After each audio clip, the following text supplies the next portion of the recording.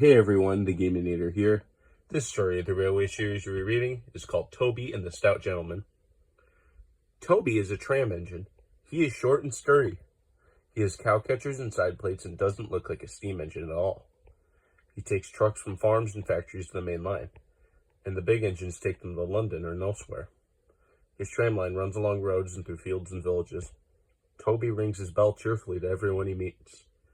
He has a coach called Henrietta, who has seen better days. She complains because she has few passengers. Toby is attached to Henrietta and always takes her with him. She might be useful one day, he says. It's not fair at all, grumbles Henrietta, as the buses roar past, full of passengers. She remembers that she used to be full, and 9 trucks would rattle behind her. Now there are only 3 or 4, for the farms and factories send their goods mostly by lorry. Toby is always careful on the road. The cars, buses, and lorries often have accidents. Toby hasn't had an accident for years, but the buses are crowded and Henrietta is empty. I can't understand it, says Toby the tram engine. People come to see Toby, but they come by bus. They stare at him. Isn't he quaint, they say, and laugh. They make him so cross.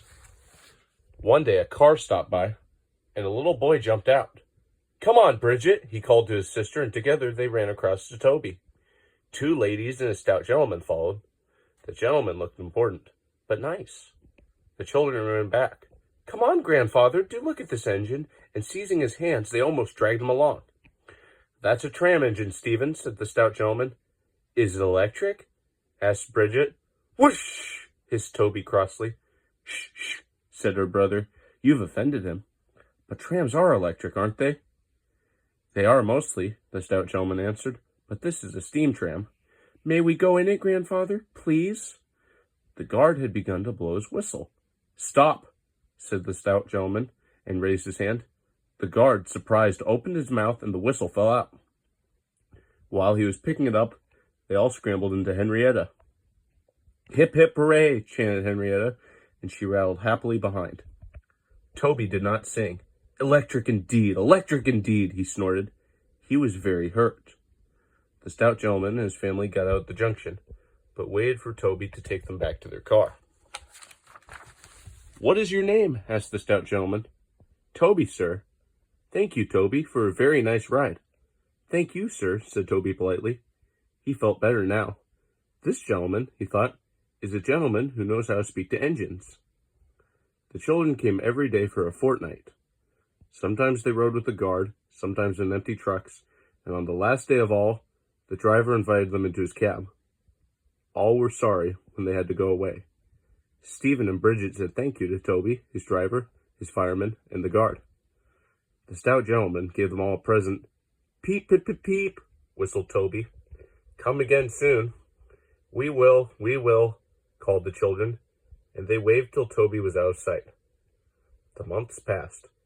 Toby had few trucks and fewer passengers. Our last day, Toby, said his driver sadly one morning. Manager says we must close tomorrow. That day, Henrietta had more passengers than she could manage. They rode in the trucks and crowded in the brake van, and the guard hadn't enough tickets to go round. The passengers joked and sang, but Toby and his driver wished they wouldn't. Goodbye, Toby, said the passengers afterwards. We are sorry your line is closing down. So am I, said Toby sadly. The last passenger left the station, and Toby puffed slowly to his shed. Nobody wants me, he thought, and went unhappily to sleep. Next morning, the shed was flung open, and he woke with a start to see his fireman dancing a jig outside. His driver, excited, waved a piece of paper. Wake up, Toby, they shouted, and listen to this. It's a letter from the stout gentleman. Toby listened then, but I mustn't tell you any more, or I should spoil the next story. Thanks for watching this video, and I will see you for the next story. Goodbye.